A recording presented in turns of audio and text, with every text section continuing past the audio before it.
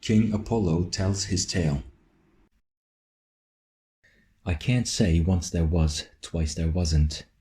Each tale has an end, but I cannot know all those ends. If anyone does, it should be Apollo, the king of premonition, and that I cannot now tell. Please do not be cross with me, children, and say fairy snuff. I have a story to tell, and it has King Apollo in it. The time has come and passed. It was not always punctual. Once upon a time, neither your time nor my time, but in a very good time, a beauty pageant was held between the boroughs of Iden, the land of figs. The winner of this pageant, that is to say, the pearl of this contest, was announced as Didim. In his dream, Efe was in the temple they visited that day, but he was all alone. Then all of a sudden, King Apollo came out in all his glory among those statues. Efe looked at Apollo, who seemed to have come down from the sky to be a guest on earth. He said, "Hi from the kingdom of the sky, Efe. I know you are very surprised, but I heard you talk about me today," said the king. Efe grew very anxious and thought, "No, this can't be." He could neither believe his eyes nor his ears. It was as if the king of beauty, art, and music was agleam. His iridescence was coming towards Efe as if gliding in the air. As he was saying, "Hi, King Apollo," Efe's heart was fluttering. "Efe, I heard the Temple of Apollo story you told your father tonight, but I wouldn't feel at ease if I did not tell you something I experienced thousands of years ago," said Apollo. Efe was saying to himself, "But King Apollo is dead. Dead can't speak." Since Apollo could hear what people thought of, he said, "Efe, it is not what you think it is. If you know how to listen, see, feel, and approach without prejudice, the whole universe would speak to you.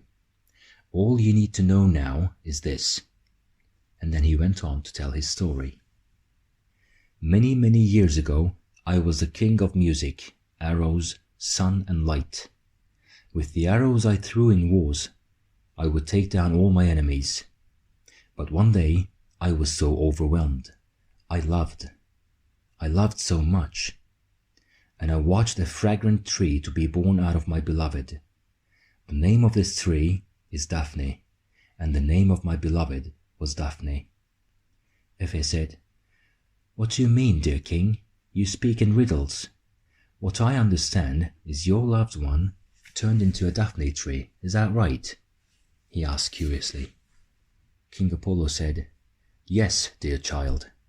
I ran after my beloved a lot, but she was tired of all that chasing, and so she asked Mother Earth to engulf her. And she granted her her wish. My Daphne was such a beautiful tree, its fragrant scent would waft all around with the winds, and its leaves would cure so many ailments. When I beheld this situation, I said that if you cannot be the spouse of the king of sun, light, music, and arrows, then you will be the tree of honor of all those heroes as long as this world exists. And from that day onwards, all the kings and heroes wear their wreath of laurels made from her leaves, and they carry my Daphne over the top of their heads. Even now, Efe, hidden in her leaves is the fragrant scent of the hair of my water fairy Daphne," said King Apollo. The voice of Didim was heard. "Thank you for keeping your promise, great King Apollo. The sun is about to rise." King Apollo placed a wreath of laurels on the top of Efe's head and said, "Farewell, good-hearted boy." That morning, when Efe woke up early in the morning, he admiringly looked out at the Daphne tree in the garden he saw through the window. He remembered his dream. "Good morning, Daphne. From now on, you are a gift to me from King Apollo. May the birds chirping on your branches never leave you alone." Then turning his head towards the sky, he said, "Good morning to you too, dear sun. Well, maybe you were the one soulmate of Daphne." Though Efe was not able to see the smile of King Apollo behind the sun, the king has his gifts for you too. May 3 Daphne leaves fall from the sky, one over the top of the heads of those who love fairy tales, one on top of the heads of curious students, and one for our forever beloved ones. Didim was such a beautiful place that, justifiably so, it would boast of its historical and geographical beauties. But as was expressed in other tales in this book, she had a problem. She had found the solution to her problem by coming into an agreement with King Apollo. She wanted children to know not just about the sea, the sand, and the unprecedented sunset, but also the past. Here myths and fairy tales had come to be forgotten. On that day, having made a promise to Didim, it was Apollo's turn to tell a tale. Now let's step into this tale all together. As he had promised, King Apollo was strolling down the streets of Didim in disguise that night. At times he would rise to the windows and look in, and at times he became the light in the dark streets to illuminate all. Wearing his cloak of invisibility, King Apollo stuck his head through the narrow slit of a window left ajar. This was the room of Efe. He was again gazing up at the stars, looking out at the night sky from the little window of his room. In the meantime, his father, who had knocked on his door, called out to him, "Efe, are you again gazing into the night sky? Remember, you were going to tell me about the school's field trip today. Did you forget about it, Efe, the king of stars?" When Efe stopped looking through the telescope, he remembered the promise he had given his father.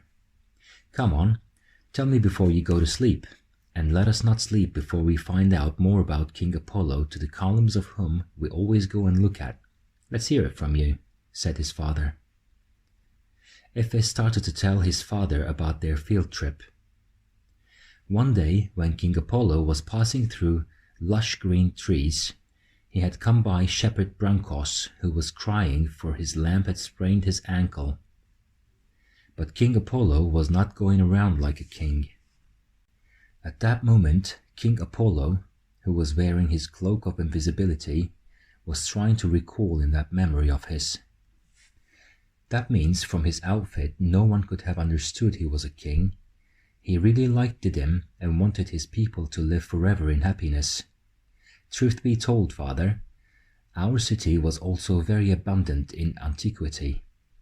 It had healing waters, fertile lands, olives and figs, the fame of which have made it to the neighboring towns, such that it was known as the place upon which the sun did not set because of its sea, and especially the glimmer of the white sand of its shores, said Efe. He went on to talk about the day when Apollo had met Brancos. Then Apollo had said to this true-hearted, compassionate shepherd Brancos, "I'm the passenger who comes from really far, but I'm so exhausted I can barely stand on my 2 feet. My dear horse was stolen, and I'm so hungry." The shepherd wrapped up the leg of his lamb, and then first he took the cheese he made from the milk of his sheep, and then the olive and fig from his bag, and offered them to this stranger in destitute, saying, "These taste delicious, and they are healing. Had the king of the land of 1,000 great suns, Apollo, and his soldiers heard of what happened to you, the heads of those thieves wouldn't still be standing on their shoulders," said the good-hearted shepherd. Hiding the fact that he was the king of the sun, music, and light, Apollo was impressed by not only what the shepherd offered him, but also his words, and decided, then and there, to teach this good-hearted shepherd the great talent he had, which he was keeping a secret from everyone. Well, he was not considering to teach it to anyone, for if this craft was learned by bad people, then the country could split into unrest. Listening to his son, Efe's father was enjoying what he was hearing. "Father, you can believe it or not, but King Apollo knew the past and the future. His premonitions would always come true. He taught the secrets of augury to the shepherd. In any event, the temple of Apollo, built by Branchos in memory of what he learned from Apollo, has been a center of prognostics since the day it was built, even when it was just a small place. When everyone was going to start something new, when important events were at hand, even the kings and commanders of other countries would come to Didim and ask questions to the priests, the augurs, and would act accordingly to what they said. The temple of Apollo had a special area which only the priests and augurs could go into.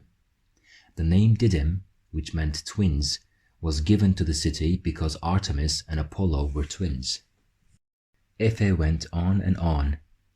In the meantime, hiding in Efe's room, King Apollo was enjoying listening to the story of the temple built after him, as told by Efe, who was talking about the king enthusiastically. He waited for Efe's father to get out of the room and Efe to fall asleep. As he had promised Didim, he had to tell a tale about himself, even if it was going to be in a dream. With his lids getting heavy, Efe curled up in bed and fell asleep. King Apollo took off his cloak of invisibility and wished to be in Efe's dream. His wish was granted at once.